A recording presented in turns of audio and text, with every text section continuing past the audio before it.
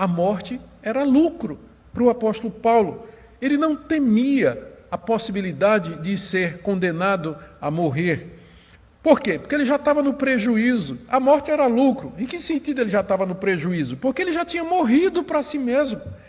Antes, quando escreveu a carta aos Gálatas, ele disse: já estou crucificado com Cristo. Já morri para o mundo, morri para o pecado, morri para as realidades pecaminosas, ainda que prazerosas desse mundo. Então a morte era lucro, porque ele já estava no prejuízo, humanamente falando.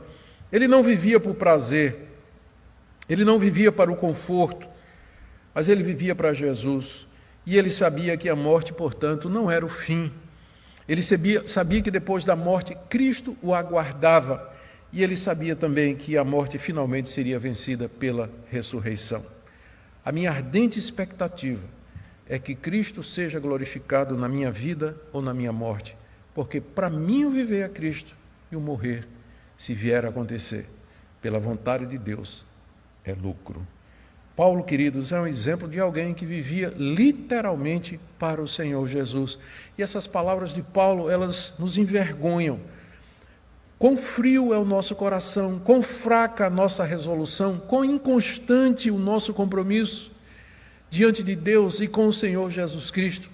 Que Deus nos desse essa paixão, que Deus nos desse essa ardente expectativa, que Ele nos desse essa visão da glória de Cristo e da sua obra completa, da sua pessoa preciosa, de tal maneira que nós fôssemos consumidos por essa vontade e tivéssemos esse único alvo na vida. Para mim o viver é Cristo e o morrer é lucro.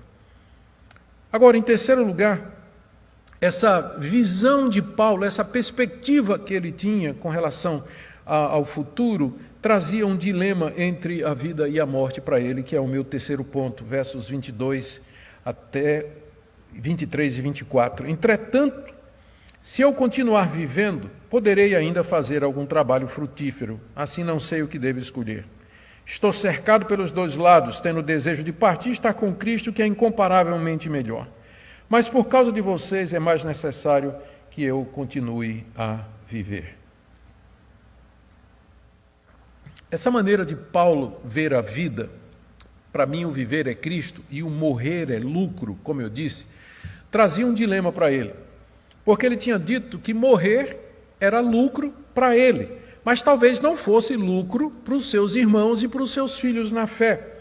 E aí então, pensando nisso, Paulo não sabia o que pedir a Deus, ou ele não sabia escolher entre viver e morrer. Veja como ele diz no final do verso 22, não sei o que devo escolher. E no início do verso 23, eu estou cercado pelos dois lados.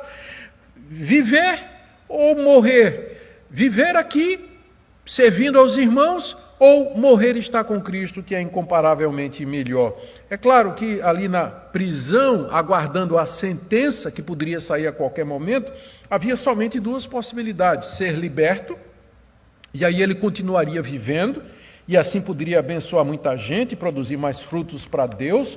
Como ele diz aqui no verso 22, eu posso ainda fazer algum trabalho frutífero, ou ele poderia ser executado, que ele diz no verso 23, que ele poderia partir e estar com Cristo. Essa última possibilidade, embora Paulo tivesse convencido de que seria liberto, mas ele sabia que o resultado final estava nas mãos de Deus. Essa última possibilidade de que ele fosse condenado e executado era que estava mais próxima do seu coração. Não que Paulo tivesse desejo suicida ou que ele odiasse sua vida, não. É que nós já dissemos que o amor que ele tinha por Cristo e o desejo que ele tinha de estar com Cristo consumia sua vida. Então, diante dessas possibilidades, é natural que essa última expectativa fosse a mais próxima do seu coração.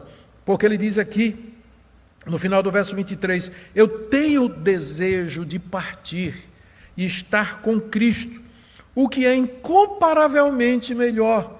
Esse era o desejo do coração. Mais uma vez, não entenda mal. Paulo aqui não está com intenções suicidas ou desprezo pela própria vida, mas é que ele já tinha provado um pouco da eternidade. Vocês se recordam que há cerca de 20 anos antes dele dizer essas palavras aqui, Ele teve uma experiência que está narrada na segunda carta aos Coríntios, no capítulo 12, em que ele foi levado até o terceiro céu. E ele nem sabe se foi em corpo ou fora do corpo, mas ele diz que ele foi levado até o paraíso, até a presença de Deus, a presença de Cristo. E ali ele ouviu palavras inefáveis, que ele não tinha nem como trazer essas palavras para os seus leitores. Tanto é que ele não diz o que conversou, o que ele viu lá no paraíso. Então é claro que Paulo diz, eu tenho, depois dessa visão, não é? É claro, eu tenho desejo de partir e estar com Cristo, que é incomparavelmente melhor. Paulo já tinha visto como era a glória, ele já tinha estado no paraíso, numa visão, e agora ele ansiava por isso definitivamente, ali naquela prisão. É óbvio que essa possibilidade, ele diz, é incomparavelmente melhor. Contudo, e esse homem não cansa de nos impressionar, não é? O senso do dever acabou prevalecendo sobre o seu desejo pessoal. Ele diz aí no verso 24, mas por causa de vocês é mais necessário que eu continue a viver. Por causa de vocês é mais necessário que eu continue a viver. Paulo colocou a necessidade dos outros acima do seu desejo pessoal. Ele que já tinha visto o paraíso, que tinha estado ali na presença de Deus, na presença de Cristo, ouvido aquelas palavras maravilhosas, visto coisas que ele nunca escreveu nem descreveu. Entretanto, por amor aos filipenses e aos demais irmãos, demais filhos na fé, ele diz assim, eu considero que é necessário. E aqui nós vemos então o meu quarto ponto. Eu tinha falado 5 pontos, na verdade são 4, né?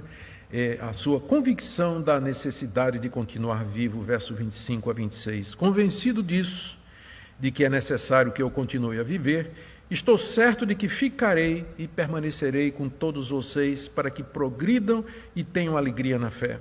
Desse modo vocês terão mais motivo para se gloriarem em Cristo Jesus por minha causa, pela minha presença de novo no meio de vocês. Paulo estava convencido, acabamos de ler, que era necessário continuar vivendo por mais um tempo, por amor aos filipenses. Por causa disso, ele diz aí no final do verso 24, essa convicção lhe dava certeza, acrescentava ainda a certeza de que o seu resultado seria positivo, ou seja, que a sentença lhe seria favorável. E Paulo diz aqui que queria ficar livre para voltar a vê-los, está no verso 25, estou convencido de que ficarei e permanecerei com vocês todos. Aqui ele já anuncia sua intenção de se reunir com eles lá em Filipos. E ele tinha 3 objetivos. Primeiro, no verso 25, ele diz, para que vocês progridam. Paulo sabia que era pastor, sabia que havia sido colocado por Deus como apóstolo dos gentios, ele era mestre e doutor da fé para com os gentios. Então, ele sabia que Deus queria usar o seu dom para o progresso na vida cristã das igrejas que ele havia fundado e outras que ele haveria de fundar. Ou seja, a vida cristã, de fato, é um progresso. Ela avança, ela se estende, ela continua. Ela não é um ponto, ela não é estática, ela é dinâmica. E Paulo havia sido chamado por Deus como pastor para conduzir aqueles irmãos até a maturidade cristã, até a experiência plena em Cristo Jesus. Então, ele queria ficar para ajudá-los a progredir. Segundo, está aí no final do verso 25, para que vocês tenham alegria na fé. Uma fé que produz alegria, que produz gozo. Para isso era necessário compreender uma série de coisas. A razão ou o motivo do sofrimento na vida, as realidades nas quais devemos de fato focar a nossa vida. Essa paixão que ele tinha, para mim no viver é Cristo e o morrer é lucro. Ele queria passar isso para os filipenses, para que eles pudessem também experimentar alegria na fé, qualquer que sejam as circunstâncias. E por último, aí no verso 26 ele diz, desse modo vocês terão mais motivo para se gloriar em Cristo Jesus por minha causa, pela minha presença de novo no meio de vocês. Essa era a terceira razão pela qual Paulo queria voltar a vê-los, para que assim eles tivessem mais motivos para agradecer a Deus e gloriar-se em Cristo Jesus, porque ele ouviu as orações que eles tinham feito em favor de Paulo. Paulo havia sido restituído a eles e agora eles levantavam a Deus ações de graças, glorificavam a Jesus Cristo pela libertação do apóstolo Paulo. Mais uma vez, notemos aqui a preocupação de Paulo com a glória de Cristo, não é? Cristo vai ser glorificado pelos filipenses quando ele for libertado da prisão e voltar para o meio deles. Essa passagem nos ensina tanta coisa. Eu separei 5 delas aqui. Primeiro, que Deus usa meios para realizar os seus planos. Paulo, de fato, foi libertado. Ele foi livre, o resultado foi favorável. Ele saiu. Não temos certeza se ele esteve em Filipos, provavelmente esteve, visitou as igrejas, passou mais um tempo pregando o Evangelho, antes de ser preso uma segunda vez, e de lá ele não saiu. De lá ele foi decapitado pelo imperador Nero. Mas o que eu quero dizer é que Deus realizou os seus planos, os seus propósitos para com Paulo, através das orações dos crentes, através da defesa de Paulo naquele momento, que permitiu a sua libertação, e o auxílio do Espírito Santo. O que eu quero dizer aqui é que a soberania de Deus, ela não exclui o uso de meios e nem das decisões e das escolhas humanas. Deus, de tal forma, guia a realidade que as nossas decisões livres se harmonizam perfeitamente com o seu querer e com a sua vontade, de maneira que ele permanece soberano e eu permaneço absolutamente responsável pelas minhas decisões e pelas minhas escolhas. E é nesse cenário que as nossas orações, de fato, fazem sentido. Elas fazem sentido. Segunda lição que eu quero tirar desse texto é que ele nos ensina que depois da morte, os crentes em Cristo entram imediatamente na presença dele. Olha o que Paulo está dizendo aqui. Meu desejo é partir e estar com Cristo. Na forma como ele diz a sentença, estar com Cristo vem imediatamente depois da partida. Partida aqui se referindo à sua morte.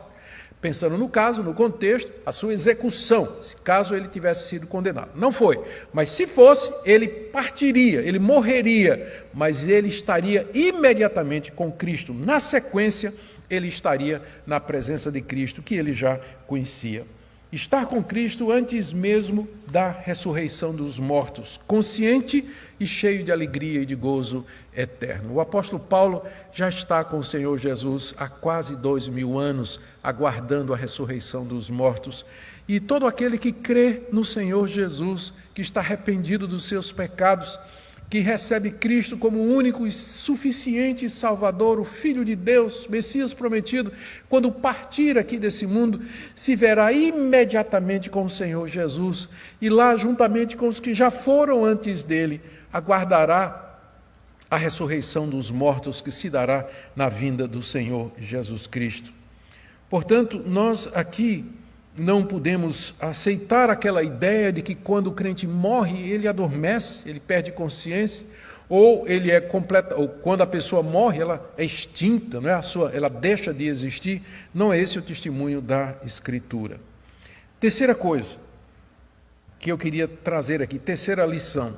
Esse texto nos ensina que os crentes em Cristo, eles podem ter certeza da sua salvação. Veja o que o apóstolo Paulo está dizendo. Ele diz aqui: eu estou cercado porque eu tenho desejo de partir e estar com Cristo. Para mim o morrer é lucro. Paulo não temia a morte, ele não temia o que viria depois da morte. Ele chamava inclusive de lucro. Ou seja, todas as alegrias, todos os prazeres, as riquezas desse mundo não são nada comparado com aquilo que Deus tem para nós depois da morte. Por isso que morrer é lucro. Paulo tinha essa convicção, a ponto de dizer: eu tenho o desejo de partir e estar com Cristo, que é muito melhor. O crente pode ter essa certeza, não é só o apóstolo Paulo. Sabe por que nós podemos ter? Porque não é com base em obras, não é com base em mérito. Paulo não tinha essa certeza porque ele era um crente melhor, maior, sobre-humano ou especial. Não, ele era um pecador como você e eu. Ele perseguiu a igreja, talvez envolveu-se na morte de cristãos também. Era um fariseu cego, cheio de ódio. Mas Deus mudou a vida dele. Ele creu no Senhor Jesus como sendo o Messias de Israel. Ele colocou sua esperança somente em Jesus Cristo. E a certeza de Paulo de que morrer era lucro se baseava na obra de Cristo, como ele tão claramente ensina na carta aos Gálatas, na carta aos Romanos, aqui na carta aos Filipenses, em todo lugar, que a salvação é pela graça, pela fé em Cristo Jesus. Por isso eu posso dizer: morrer é lucro. Você não precisa estar na dúvida se você de fato crê no Senhor Jesus como seu Senhor e Salvador. Quarta lição que eu queria tirar desse texto é que, à semelhança de Paulo, nós podemos também viver para engrandecer a Cristo. Viver para engrandecer a Cristo. Para mim, o viver é Cristo e o morrer é lucro. Qualquer que seja a sua vocação, não é somente Paulo, porque ele era apóstolo e pregador, que ele podia viver dessa maneira. Qualquer que seja a sua vocação, dona de casa, professora, faxineira, motorista de Uber, um médico, uma advogada, um dentista, qualquer que seja a profissão, a vocação aqui nessa vida, você pode viver para a glória de Deus, viver para a glória de Jesus Cristo, não para você mesmo. Seja rico, seja pobre, culto ou despreparado. Essa é a razão da nossa existência. Viver é Cristo e o morrer é lucro. E a última coisa que eu queria dizer é que Deus não nos deixa só no caminho da vida e no caminho da morte. Veja a expectativa do apóstolo Paulo. Ele contava ali na prisão, ele contava com as orações dos seus irmãos.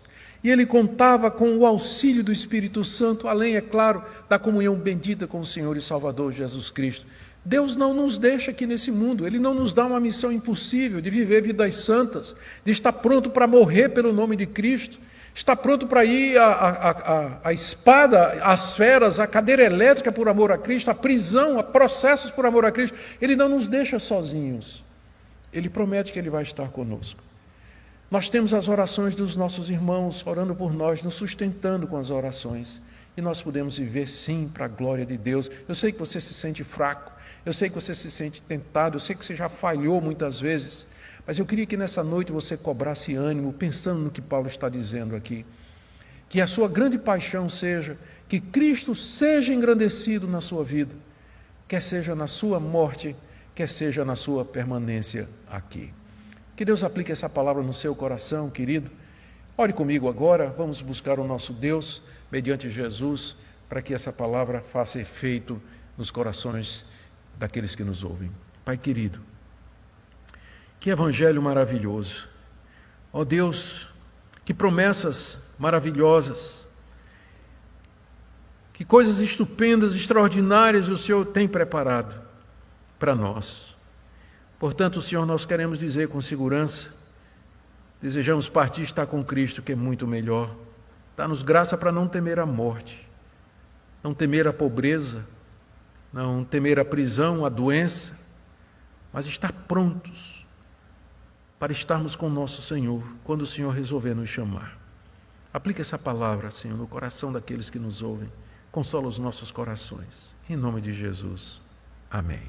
Amém.